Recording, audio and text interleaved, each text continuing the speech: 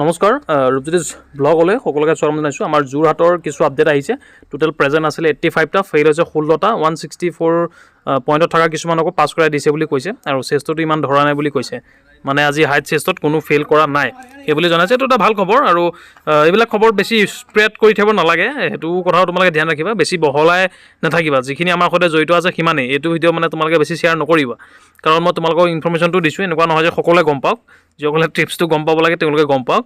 বাকী ইমান কথা নাই বাৰু। ট্ৰেকটো তোমালোকে চাই লোৱা, 900 মিটাৰমানৰ ৰাস্তা আছে আৰু 300 মিটাৰমান অলপ বেয়া আছে। পাককেইটা হৈছে পকা ৰাস্তা, ট্ৰেক হৈছে 900 মিটাৰৰ পকা ৰাস্তা আৰু বাকী 300 মিটাৰ তুমি যাব লাগিব। তাৰ ঘৰত টাইমিং লাগি আছিলে 23:30, ইয়াতে গৈ 21:20 লাগিছে। খুব ধুনীয়া টাইমিং, 2 মিনিট যদি কমাব পাৰিছে খুব ধুনীয়া হৈছে, ভাল হৈছে। 4 পাকত কমপ্লিট আৰু 300 মিটাৰ আগত যাব লাগিব।